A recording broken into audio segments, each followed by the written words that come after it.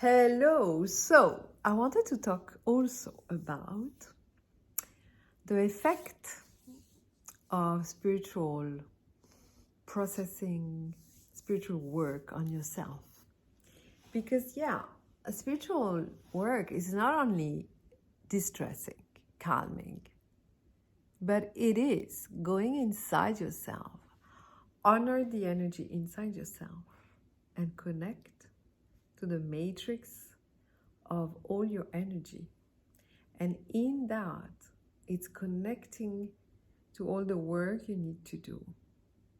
So the tweaks are super important. So when you have a blockage, when you have a limitation in yourself, and you are able to feel it, and usually it comes through an emotion, a repeat of a pattern that really puts you down or limits your success in the world. It comes as some depression, anxiety. It comes a different way that really puts you uncomfortable. So as a conscious spiritual being, what happened is that first of things, you're not going to say, oh, the world is bad to me. Oh, I'm depressed. I'm going to take some pills and wait. No. This doesn't work. It just pushes away the work. If you blame anything, anybody, or the world, it will just push away the work. It will keep a low energy, a low vibration in your system because it's not true.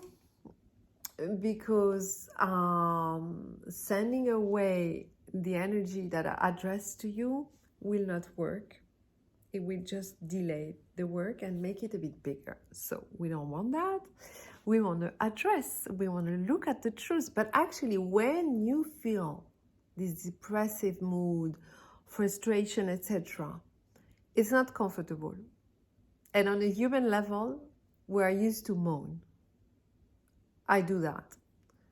And when you start moaning and complaining and acting like, oh, it's the fault of the weather or whatever, what happens, it just amplifies the energy of negativity. Whether it's a depressing mood or whatever, it's not helping it. It's not releasing it. It's just installing it even more because you're telling the world, I'm not well, it's your fault. So you're keeping this energy really vibrant because it's not depending on you anymore. So the world is really mastering this energy, so you're keeping a really low energy. And it has nothing to do with the world. So it creates a very low vibration relationship with the outside world. So when you feel anything like that, instead of having the human habit of saying, oh, I hate feeling like that, I need some help, etc. Yes, you can get help. But what I mean is, let's reverse the habit of the humanity, which is, I don't feel well. I'm going to try to push that away or criticize the world. So what you do, you look at it and say, this is not comfortable, but this is a great signal that there is something that needs to come out and be coming to my awareness. My consciousness is pushing that to the top of the pile of what I need to do. So I understand that when this depressing mood or this anxiety will reveal the subject, and then will then be able to be lifted and then be able to reveal the subject. Well, that's the gift. So the lack of comfort that comes from that emotion, we need to address it differently. We need to really start working on our habits as human beings. I don't feel comfortable. It doesn't mean you're punished. It doesn't mean you hate your life. It means, hello, life and your soul are saying, there is something you need to really address because you need to grow and you need to open your mind and your heart because you need a gift inside to grow and be bigger in life and be happier. So actually, this is a signal that you need to work on something. So when you really take a moment, start being in the calm, receiving your soul, receiving your messages, start working and journaling with that feeling and really write authentically exactly what you feel. And the more you write, the more you're going to unleash the knot of the emotion, because very often the emotion is taking over the clarity of your mind. So the more you clarify everything in your mind, the more you will understand, oh, I feel this because of this relationship that doesn't work. I feel that in my job. I feel frustrated. I'm not able to speak my truth. And then the more you're going to write about it, the more you're going to see the clarity. And if you are not seeing the clarity, it's okay. You know you have time for that, and you're going to do one very interesting work. You're going to start praying. Start praying. You want to open to the truth, to the knowledge, to the wisdom that is hiding behind that emotion. And you will receive it. And that's the beauty of spiritual work. You bring the awareness, you bring the calm, you bring the connection, you let the work for you. And you will receive messages, release of emotion. You will receive the wisdom, you will see it, vision are going to come to you, feeling, intuition. And what happens if you're open, and if you are meditating, praying, doing your exercise, breathing, keeping the faith, keeping the openness to all that, what happens?